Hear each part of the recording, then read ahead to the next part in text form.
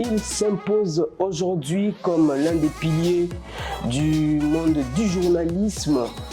Fondateur de la Mitano Co-Fondation, Charlie Aloma est notre invité d'aujourd'hui. Mon oncle, donc le petit frère de ma mère, celui que je considère carrément comme un père pour moi, il regarde la télé, il me dit « Tu parles bien du foot, tu parles bien, mais tu pourrais pas reproduire ce qu'il fait ?» Donc si je comprends bien, vous n'avez pas du tout étudié sur les journalistes, mais passé par... Malheureusement, j'ai fait des études de marketing et j'ai fini à la Leadership Academia. Mais je sentais pas que c'est ça que je devais faire. Okay. Alors, restez branchés puisque les descriptifs commencent maintenant.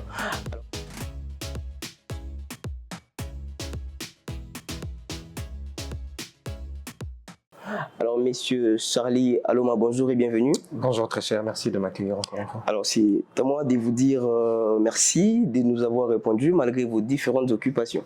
Oui, la ville est compliquée, le monde est compliqué, donc je te remercie encore. Alors, je pense que vous allez bien, les cadres vous conviennent. Alors, est-ce que vous vous sentez à l'aise pour que nous puissions démarrer cette émission qui essentiellement parlera de vous? Oui, j'ai été très bien accueilli et très beau cadre en tout cas. Alors ici on parle de votre parcours, de vos aspirations, de tout ce qui entoure votre carrière et surtout que vous êtes un jeune, vous vous imposez aujourd'hui comme l'un des piliers dans le monde du journalisme. Vous avez bâti une carrière très riche déjà à votre jeune âge, permettez-moi de le dire ainsi. Vous avez également une fondation que vous dirigez, je dirais une structure, la Mitano Co-Fondation. Alors nous allons exploiter justement voilà toutes ces aspirations, mais avant de commencer, alors parlez-nous un peu de votre carrière de journalisme à loin et à large. Alors, merci beaucoup pour la présentation, c'était très intéressant déjà. Merci aussi encore à toi qui m'accueille et aussi à toute l'équipe qui est donc derrière toi. Et en toute humilité, oui, c'est vrai qu'on construit quand même un petit quelque chose, on bâtit donc un chemin qu'on est en train de prendre. Le journalisme n'a pas été évident. Et ce n'est toujours pas évident, on le sait comment réaliser les Kamalamboka. Nengi Moussala, on les a moins facile pour certains, mais nous adorons, nous aimons tellement ce métier. Et je le fais depuis 5-6 ans, je pense que depuis le confinement, si je ne m'abuse. C'est là que vraiment tout a été réveillé. Et après, j'ai enchaîné quelques tâches indépendantes, que ce soit par des petites vidéos personnelles et parfois même avec des petits podcasts en collaboration. Et après, il y a aussi eu la RTGA, justement, par laquelle j'ai commencé donc, mon parcours de manière totalement incroyable, stage, puis une retenue. Et après, aujourd'hui, on a Innov TV et on fait ce qu'on peut. On parlera de cette transaction puisque actuellement vous n'êtes pas à la RTGA, vous êtes maintenant à Innov TV.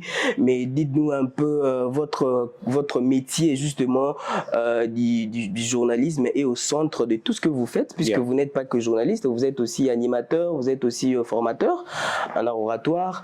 Alors d'où vous est venue cette passion-là pour vous emparer justement du monde du journalisme? Alors, le journalisme, c'est un peu compliqué parce que quand je le disais dans le confinement, je sortais d'une époque assez complexe. Je me recherchais un peu, tu savais pas ce que tu vas faire de ta vie, tu sais pas comment tu vas avancer.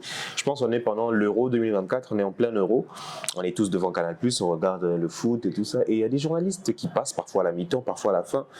Et il y a mon oncle, donc le petit frère de ma mère, celui que je considère carrément comme un père pour moi, il regarde la télé, il me dit « Tu parles bien du foot, tu parles bien, mais tu pourrais pas reproduire ce qu'il fait. » On est là, on est en train de suivre le match, mais frère, de quoi tu parles?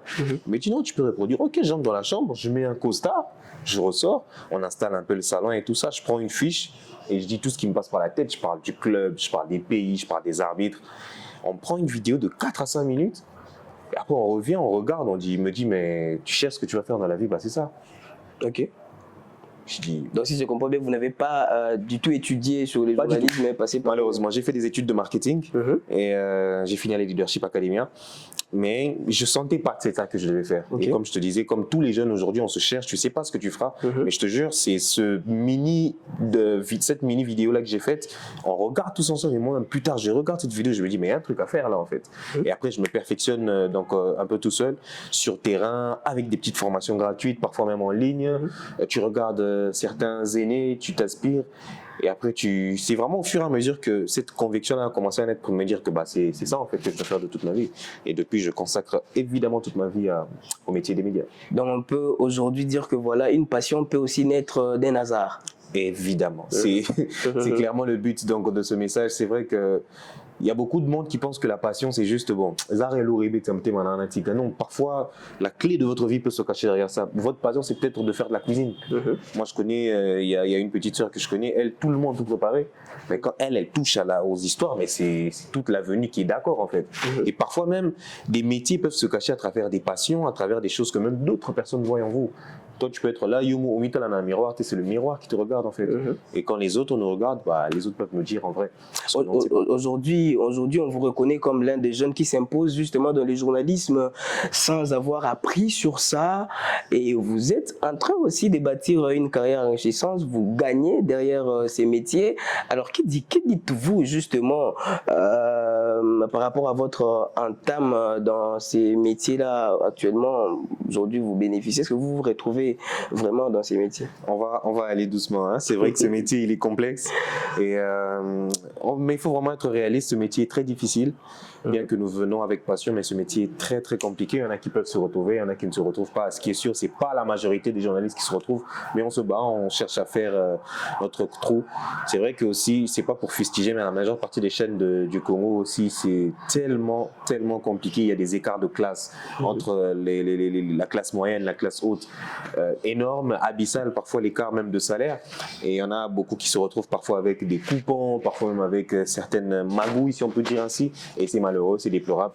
On se bat toujours pour faire en sorte que le journalisme du Congo aille de l'avant, pour que chaque journaliste soit payé comme il se doit, pour qu'un technicien soit payé comme il se doit, parce que je pense que si nous-mêmes déjà nous sommes payés comme il se doit, même les gens qu'on va vers eux, ils n'auront pas cette prétention de dire regarde celui-ci, je peux faire ce que je veux, à la fin je vais lui donner un petit rien. Et il n'y a plus cette valeur-là qu'on donne aux journalistes, il n'y a plus cette valeur qu'on donne aux techniciens, et c'est malheureux, c'est vraiment malheureux. Voilà, c'est malheureux. Alors dites-nous un peu par rapport à votre carrière de la RTGA à Innov TV aujourd'hui, comment avez-vous vécu cette transition?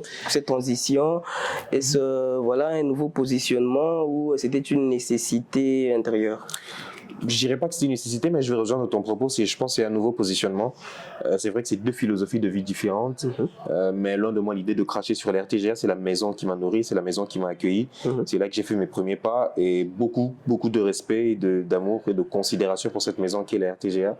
Mais c'est vrai que Innov, c'est quand même un standing un peu plus haut, un grade un peu plus haut en toute humilité. Là, je présente une émission différente, c'est des thématiques différentes, c'est une façon d'aborder les choses différentes. Et en gros, c'est un peu comme des levels, c'est un peu comme une classe que tu passes de bout en bout et on espère que ça va bien se passer. C'était un peu compliqué parce qu'au début, quand tu changes d'environnement, il faut te réhabituer, il faut refaire tes preuves.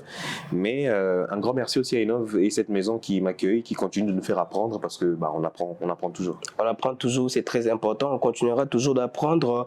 On ne va pas nous atteler sur ça. C'est vrai qu'il y a des philosophies qui sont tellement différentes. Je pense que prochainement, on exploitera ces côtés-là. Alors dites-nous un peu, vous êtes coach en art oratoire, vous êtes animateur culturel, journaliste et puis chef d'une grande fondation actuellement qui impacte des vies, je les dirais. Alors, comment faites-vous pour justement mêler toutes ces casquettes avec toutes les choses que vous avez? Comment faites-vous pour vous assumer actuellement? Tu sais, c'est compliqué parce que la majeure partie des choses que je fais, je travaille seul. Et c'est vrai que je forme donc beaucoup de personnes que j'admire. Toutes les personnes que je forme, il y en a qui m'ont marqué. Mais c'est compliqué de travailler un peu en étant seul parce que je ne dirais pas que j'ai encore une équipe constituée, d'où je suis encore en train de faire mes gammes en étant seul et c'est très compliqué d'allier les bouts. Mais on avance petit à petit, on espère que le Seigneur nous enverra des gens qui vont peut-être travailler avec nous. Tu peux jamais obliger les gens à travailler avec toi. C'est vraiment selon le bon vouloir donc des gens, mais c'est compliqué d'allier toutes ces casquettes. C'est vrai qu'on fait tout par passion, parfois même par nécessité, d'où on a des talents qu'il faut exploiter, d'où on fait en sorte que ce soit exploité. Mais c'est très compliqué de travailler seul, il faut toujours s'entourer de... Mais vous avez quand même des gens qui vous accompagnent de temps en temps, des gens qui vous soutiennent? De temps en temps, évidemment, j'ai de temps en temps des gens qui m'accompagnent. Je pense à mon très cher ami Stéphane Kassambi, je pense à beaucoup de monde qui me soutiennent, beaucoup de monde qui marche donc à mes côtés, qui marche avec moi, qui soutiennent parfois même que ce soit logistiquement, financièrement, voire même de manière administrative. Je pense à Monsieur Iris, donc Ngala Mouloumé, l'initiateur du salon d'expérience. Il y a tellement beaucoup de monde qui m'accompagne et big merci à eux en tout cas. Tellement beaucoup de gens qui vous accompagnent, tellement des charges, des vies à convaincre, des personnes à suivre, puisqu'il ne suffit pas seulement de former, mais aussi il faut mentorer. Évidemment. C'est cette transition-là entre la formation et la suivi même de ces gens que vous formez, comment est-ce qu'ils se développent. Ça, c'est aussi une partie très importante que je souhaiterais que vous puissiez mettre en pratique dans vos programmes très essentiels. Mais est-ce qu'il ne vous arrive pas un moment de vous perdre quand vous mélangez, voilà, il faut former, il faut suivre des programmes, il faut être derrière la production du journal, derrière vos émissions. Vous n'avez jamais eu l'impression de vous perdre en multipliant toutes ces casquettes? Fort, très souvent ça arrive et c'est le souci des gens qui font beaucoup de choses. C'est parfois tu peux vraiment te perdre et quand tu fais beaucoup de choses seul, sans déléguer, c'est ça qui fait que tu peux vraiment te perdre. Alors c'est aussi pourquoi on encourage les gens à se focaliser sur une chose. Okay. Aujourd'hui, on a beaucoup de Congolais qui, tu demandes, tu fais quoi dans la vie? Bon, tout le monde fait tout. J'ai fait tout. Voilà. Tout le monde fait tout. Comme ce monsieur-là qui est derrière la caméra, donc il est gnossologue. Le salut d'ailleurs. Et c'est très, voilà. très compliqué. Peter, je te salue, mon cher ami. Mais c'est la dure loi du Congo. On se bat vraiment comme on peut. Parfois même, c'est par envie, c'est par nécessité. Tu te dis que j'ai envie de faire beaucoup de choses, mais c'est nuisible, surtout quand tu ne sais pas déléguer les tâches. Il faut déléguer. C'est parfois compliqué d'assumer la pression du bureau, la pression de la famille, la pression de la fondation, mais parfois tu as juste besoin qu'une attique en homme soit là, que j'aille en vacances même pour 2 semaines, et après on revient pour se mettre dans le bain. Mais après, oui, pour répondre à ta question, parfois on se perd, mais il y a des fois où c'est nécessaire. Parce que quand tu n'as pas encore vu le bout du tunnel, tu ne peux pas te reposer sur tes lauriers. Il faut que tu cherches, mon gars. Parce que sans l'oukité, il n'y a personne qui viendra mettre à manger sur ton assiette. Voilà, sans l'oukité, il n'y a personne qui t'aidera. Ça, c'est quelque chose de très fort. Alors, le monde événementiel est exigeant, parfois superficiel. Les relations peuvent être des façades. Comment naviguez-vous dans cet univers sans perdre votre authenticité? Waouh, c'est chaud. C'est très très chaud. Tu sais, je ne vais même pas t'apprendre ça, tu connais comment ça se passe. Il y a des gens que j'ai rencontrés, surtout à mes débuts à la RTGA, qui n'étaient rien. Je dois dire ainsi. Il n'y avait pas de connaissance sur les réseaux, on ne le connaissait pas, on ne la connaissait pas. Et elle passe dans mon émission parfois gratuitement, 1 fois, 2 fois, 3 fois. Et tu sens que la personne commence à avoir une certaine vitrine. On ne demande pas non plus aux gens de nous être reconnaissants à vie, mais quand toi tu avais des soucis, on t'a aidé, on t'a donné une vitrine. Et quand moi j'ai par exemple juste besoin de prendre de l'eau à boire et que tu me fais comprendre que bon, ça va être compliqué, que je t'aide, c'est très dur. C'est très très très dur. Il y a des gens, tu les as aidés. C'est irreconnaissant. Évidemment, c'est de l'irreconnaissance. Il y a des gens, tu les as vraiment. Tu as été là pour eux, tu as été présent pour eux, mais au fur et à mesure, tu t'es rendu compte que ça n'a servi à rien. Et c'est un peu ce qui règne dans le monde événementiel. Il y a des gens, parfois, on fait le même métier en tant que journaliste, en tant que formateur. Tu te rends compte que parfois même affiche, il y a mon partagé, mais il y a eu partagé tes clients, mais frère, on fait tous la même chose, frérot. Donc, parfois je me dis, je suis peut-être beaucoup trop bon avec les autres. Pour moi, mais moi, en termes de loyauté, en termes de professionnalisme, c'est vraiment des caractéristiques qui me sont chères en fait. Je coach mon tout bâton dans les routes, mon appelé ou que non, appelé pas c'est non, c'est son temps, il a bien fait son travail, tranquille, il y en a peu quoi. Mais quand toi tu encourages d'autres, tu mets ses affiches sur ça, tu encourages les gens à aller vers lui et qu'on échange, c'est chaud quand même, ça fait très très mal, ça fait très mal. Ça fait très mal, mais vous souhaitez garder votre authenticité? Évidemment, c'est aussi quelque chose que j'enseigne à tous mes élèves, d'être authentique. C'est vrai que les gens, mais ça ne veut pas dire que ma BP biso photos on reste authentique, on reste vrai. S'il faut mentorer, s'il faut aider, s'il faut donner des conseils, il faut le faire. Et d'ailleurs, c'est pour ça que même dans tous mes élèves, je crée un réseau carrément. La majeure partie des gens que j'enseigne, il y a parfois des lauréats, parfois des particularités. Dans vous appelez comme moi, il y a MC, bon, mon fils, ma fille, toi, vas-y. Et exactement ces amours, qui a des amours vraiment grands là, puis moi big là, mon Belgique, non, toi vas-y. Histoire qui fasse un peu ses premiers pas. Ça stimule aussi. Ça stimule aussi un peu son talent, mais ça c'est un truc qu'aujourd'hui, je peux pas dire qu'il y a très peu, mais il y a presque personne qui fait ça. Je sais que tu es MC, moi je suis empêché de faire quelque chose. J'ai dit bon, très cher, mais il y a très peu de personnes qui font ça. Moi je vais te raconter un truc, je vais te faire rire. Il y a un monsieur, un jeune avec qui je pensais qu'on était amis, Au début, Cyril Kanazana RTGA, il a une cérémonie de mariage. La cérémonie de mariage très souvent. 500, 600 balles et tout ça. Tu sais comment ce métier ça paye parfois. Les cérémonies, parfois il va à Dubaï, il va faire ses histoires et tout ça. Quand c'est tout ça là, c'est lui-même qui le fait. Mais quand c'est des cérémonies un peu où tu sens qu'on va le payer un 100 à 150, là il t'appelle, mon cher, dans un accordement BA. Et moi je suis pas dupe, tu vois, je remarque. Il m'appelle, il me dit non, il y a un mariage coutumier à faire et tout ça, il y a un 100 à se faire. J'ai dit, ok, moi je refuse pas le travail, on va en faire. Je me rends compte qu'en toute humilité, que l'organisation qui était là me laissait à désirer quand même. Mais moi, j'ai fait le travail, j'ai quand même fait. Et puis je me dis, mais vieux, toi, pourquoi tu n'es pas parti de là-bas? Oh, t'es Biloura, Mickey. Il me le dit carrément. J'ai fait, ok. Donc c'est les bilots qu'il y a Mickey, on a d'autres. Après, j'ai simplement souri, je me suis rendu compte que la malhonnêteté de l'humain, il est. C'est pas trop généreux. C'est pas trop généreux. Alors, on va vraiment. Quitter justement ces mots du journalisme pour attaquer de manière la plus brutale votre organisation. Je sais que quand on crée une chose, on la porte dans son cœur. Yeah. Alors dites-nous comment, d'où vous est venue cette idée de la Mitano Eco Foundation. Que recherchez-vous profondément en créant, en bâtissant justement cet empire que nous tous voyons, qui est justement en train de prendre de l'ascenseur?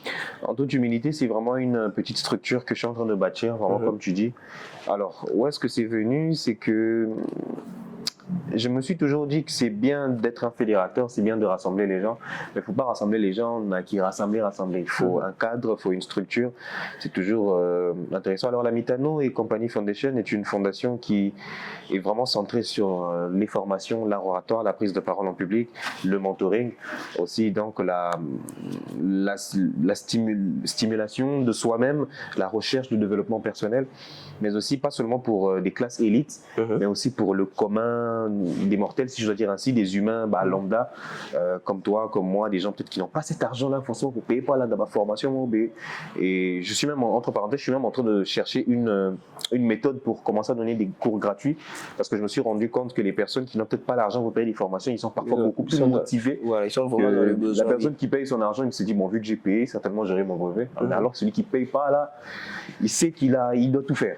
Et voilà un peu. Donc comme je le disais, on est dirigé vers ça, mais aussi, au-delà du fait de ça, je tends aussi vers les orphelins, vers les démunis, pour les enseigner parfois même des notions, des bases, pour que quand ils vont sortir dans la société, qu'ils se retrouvent, parce que les orphelins ne vont pas rester orphelins toute leur vie. À un moment donné, ils devront sortir, et quand ils sortent, il faut les préparer, des petits cours de civisme, des petits cours de savoir-faire, comment on se comporte dans la société, on n'insulte pas les gens, ce genre de choses.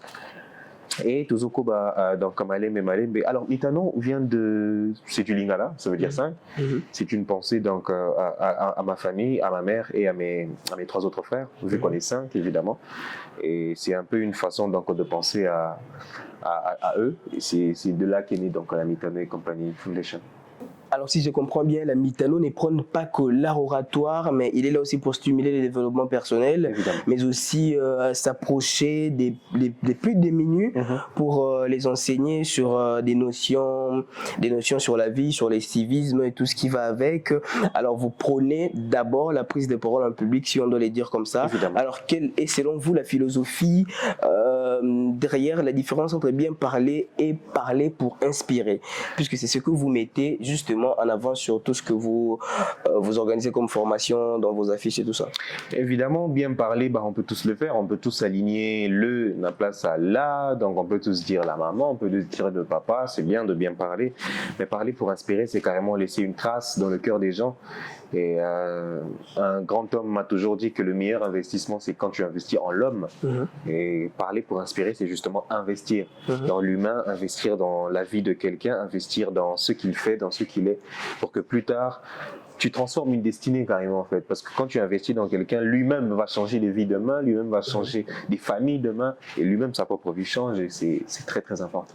Voilà, parler pour inspirer, c'est faire sortir l'être qui se cache dans l'homme pour qu'il puisse tout justement dominer dans les biens, si je comprends bien. Alors vous, dans vos objectifs aussi, vous misez à former les leaders, mais vous mettez en avant la prise de parole en public. Mais dites-nous, est-ce que la maîtrise de la prise de parole en public est-elle le premier pas dans la prise de responsabilités ou c'est une manière d'abord de pouvoir entamer la formation des leaders et puis Mais concrétiser? évidemment, Chief, évidemment, aujourd'hui, c'est vrai que ce terme est devenu un peu péjoratif, prise de parole, oratoire, prise, parce qu'il y en a tellement. Mais les gens ont commencé parfois à négliger ça, que c'est une qualité et une, comment dirais-je, c'est quelque chose de très très important en fait. Il y a beaucoup de sociétés aujourd'hui, tu sens qu'il y a des gens, des leaders, tu sens qu'il y a des gestionnaires administratifs qui ne savent pas aligner un mot devant l'autre.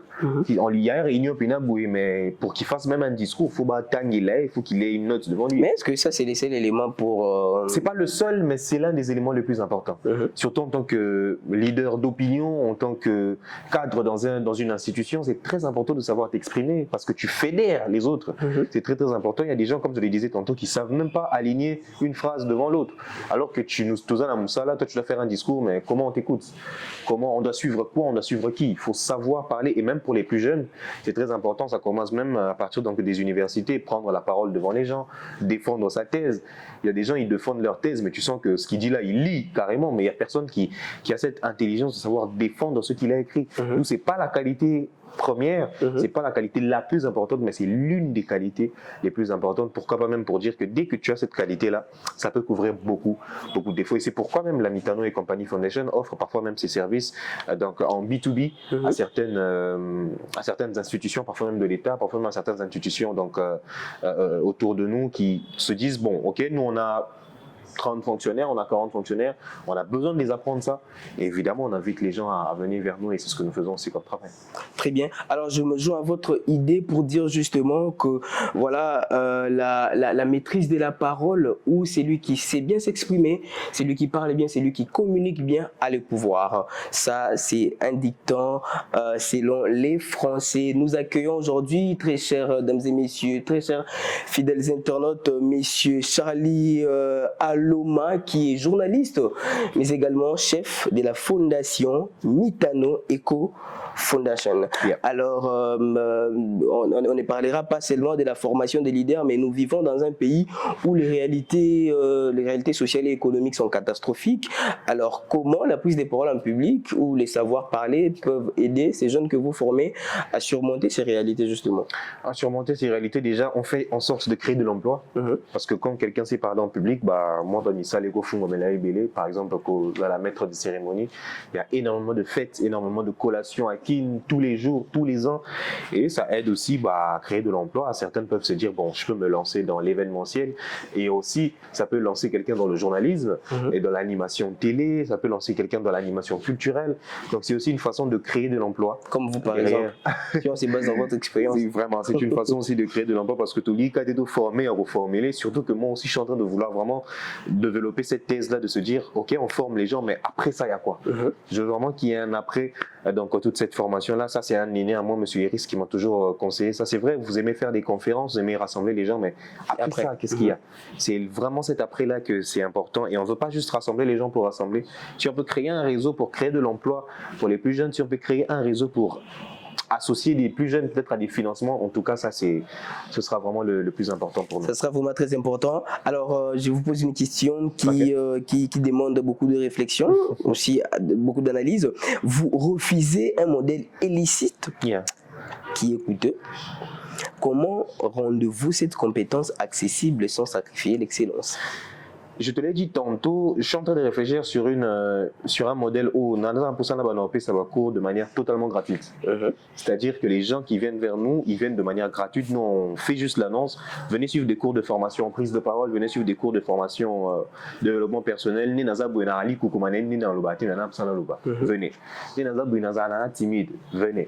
Parce que, entre parenthèses, même les personnes timides peuvent parler en public. Je l'ai dit lors de la masterclass dimanche, c'est pas parce que tu es timide que tu peux pas prendre la parole en public. Ça, c'est un truc que, quand on est au coup de ça, on a tout.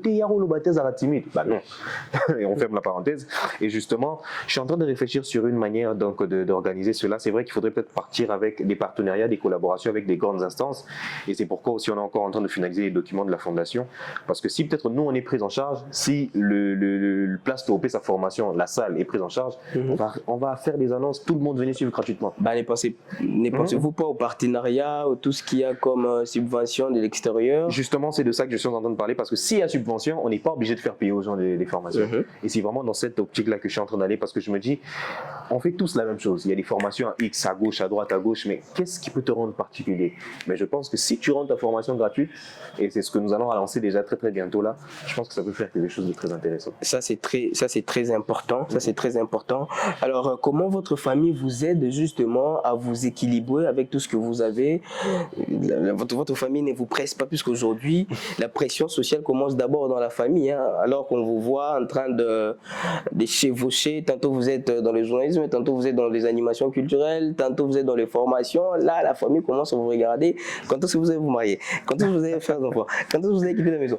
Comment est-ce que la famille vous aide justement à jouer tous ces rôles? La fameuse question, quand est-ce que tu vas te marier? Ouais, ça revient, là, ça revient. Je t'assure. Lorsque tu commences déjà à t'équilibrer, à prendre un petit rien là, ça revient et puis ça constitue aujourd'hui voilà, un élément très important dans la pression justement, surtout à la vie, à l'équilibre. Oui, c'est vrai. Déjà, je vais parler de la famille restreinte d'abord, de ma soeur, de mes deux petits et de ma mère. C'est vrai que c'est des personnes qui m'aident énormément au jour le jour à avoir la tête haute, à lever la tête. C'est parfois aussi ça qui me dit, je suis pas forcément si pressé d'aller vivre seul parce que je vous raconte déjà BLT, donc il n'y a même pas du temps pour passer ensemble. D'où on maximise parfois aussi le temps de passer ensemble. Mais pour répondre à ta question, c'est vraiment des gens qui m'aident à garder la tête sur les épaules. Et en tant qu'aîné, tu es parfois l'homme de la famille. Tu dois parfois prendre soin. Rose en moi, Mickey, et tu dois toujours partager avec les autres, ce qui est très très important. Et je pense que c'est l'une des choses qui m'a vraiment aidé à être non seulement beaucoup plus responsable, mais aussi à être un très bon formateur. Parce que être à l'écoute des personnes que tu formes, être au chevet des personnes que tu formes, parce que si tu n'es déjà pas responsable de la famille, c'est pas dehors que tu vas le faire. Et j'encourage aussi à toutes les personnes qui nous suivent, ça ne suffit pas d'être un grand homme dehors, être un grand formateur, tandis que dans ta famille déjà c'est catastrophique, c'est chaos. Et il faut vraiment toujours allier donc les deux bouts, être un modèle déjà en famille, aussi être un modèle dehors. Évidemment, ça je parle de la famille restreinte. Pour ce qui est de la famille élargie, tu sais, il y a toujours son lot de problèmes, son lot de soucis, mais après on s'aime, mais bon, que chacun reste d'abord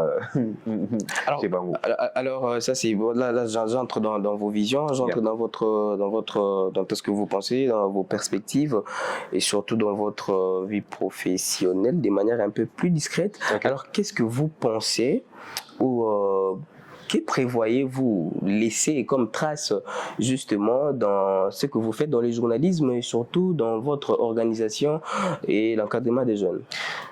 Comment allons-nous vous repérer prochainement si on veut parler de la Mitano ou on veut parler de Charlie Aloma? Aujourd'hui, on parle de Mamie Lila comme une légende carrément. Aujourd'hui, on parle de Maman Chantal Kalimba. Aujourd'hui, on parle de Charles Bouya carrément comme modèle de réussite. Et je crois que c'est des niveaux auxquels je veux atteindre carrément. À un point, on parle de toi carrément comme une légende parce que tu as été un modèle de réussite. Tu es parti de nulle part, tu as gravi tes échelons sans forcément être quelqu'un de croc en jambe, sans forcément coïb à tout marché, si je dois dire ainsi. Et être un modèle de réussite, c'est très intéressant. Mais un modèle de réussite, alors, on va m'y bien. Vraiment, c'est malheureux. C'est malheureux. Surtout dans ce métier. Et c'est l'effort qu'on donne. Alors, c'est vrai qu'on ne veut pas donner l'impression d'être parfait parce que c'est impossible de l'être. On a tous évidemment nos petites parts d'ombre, nos petites parts où il faut qu'on apprenne encore une fois. Mais c'est important de laisser une bonne trace dans le cœur des gens. C'est pas parce que toi tu réussis, mais tout le monde se bazar a réussi ça, mais elle a réussi, mais lui il a réussi, mais je trouve pas qu'il y a forcément quelque chose à gratter par rapport à ça. Tu peux réussir, ok, mais si ta réussite, si tu laisses des pots cassés ou des cadavres derrière toi, c'est chaud quand même. Au fur et à mesure du temps, ça va finir par te rattraper. C'est malheureusement aujourd'hui, on a beaucoup de gens qui réussissent, mais tu ne laisses pas des bonnes empreintes autour de toi. Et ça, c'est malheureux. Nous, on veut en tout cas faire les choses de notre côté, faire les choses de notre manière et en tout cas réussir d'une bonne façon sans forcément laisser de pots cassés derrière nous. Sans forcément laisser des pots cassés. Alors, quels sont vos projets futurs Qu'est-ce que vous prévoyez réaliser? Quelles sont vos perspectives à venir? Ok, alors déjà pour cette année, la Metanoï Company Foundation s'étale un peu avec ses formations en long et en large. Et nous étions en train de voir un peu si on pouvait avoir des partenariats par-ci par-là. Mais bon, il faut d'abord finaliser avec les documents. Tu sais comment cette affaire de documents est complexe. On sommes déjà presque en phase terminale. Mais nous étalons un peu nos formations. Nous aurons une autre formation début avril. Et avril, mai, juin encore, il y en aura une autre masterclass si je ne m'abuse. Et les formations, généralement, je les donne en 2 semaines. Une semaine pratique full, une semaine théorie, comme d'habitude. Et vraiment, on étale ça en 1 mois, formation 2 semaines, 1 mois après, une masterclass unique, jusque, je pense, en novembre. C'est un peu comme ça que nous étalons sur l'année. Mais aussi, très bientôt, là, on va faire aussi une descente avec les plus démunis. Et c'est là qu'on va vraiment essayer de voir si on peut... l'enseignement de tout ça avec les plus jeunes, parler de civisme, parler donc de savoir-faire, de manière de vivre donc au milieu donc des humains, ce qui est quand même très intéressant. Et autre chose aussi en termes de journalisme, nous faisons notre bout de chemin donc avec Innov TV, avec cette émission sur l'entrepreneuriat que je présente, où je reçois évidemment tous les entrepreneurs, ceux qui ont un business à vendre, ceux qui ont un business à faire connaître. Évidemment, nous vous accueillons, nous vous attendons.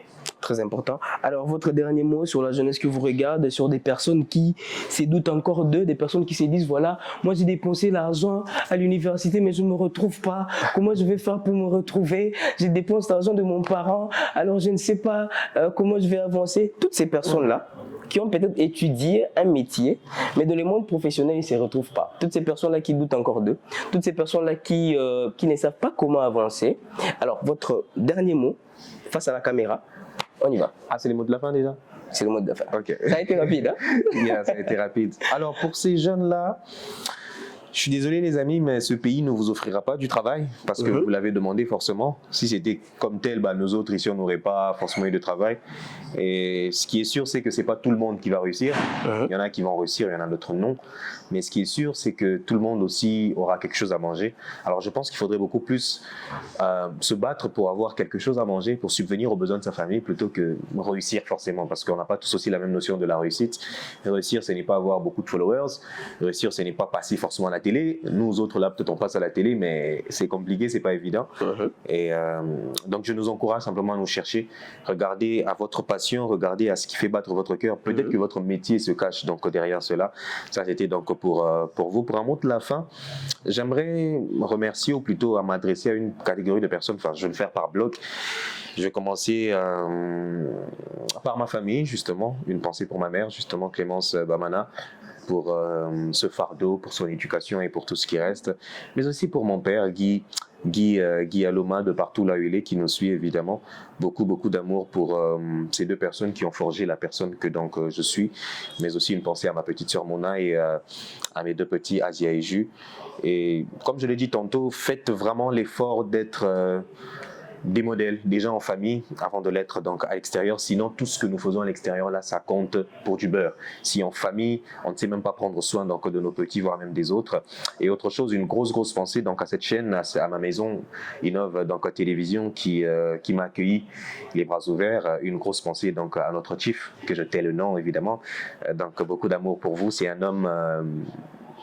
persan, c'est un homme particulier, mais avec qui on continue donc de beaucoup apprendre. C'est un père, mais aussi à toute l'équipe. Évidemment, je pense à Madame Leila, je pense à Monsieur Joyce, je pense à Azaf Maonda, je pense à Tendresse Mbelou, je pense à Hélène Djiba, je pense à Claudia Mangoulou, je pense à Étienne, je pense à Sam. Donc, je pense à toutes ces grandes équipes qui marchent avec nous. Je pense aussi à ma coéquipière, donc Annie Chibambe. Donc, merci d'être ses frères, ses sœurs qui nous accompagnent. Et pour terminer, merci à Monsieur Iris Galamboulomé pour son accompagnement. Merci aussi à Monsieur Stéphane Kassambi pour son mentoring, aussi pour son accompagnement. Et merci à toi, très cher. Merci à celui qui est derrière la caméra, qui a fait un excellent travail.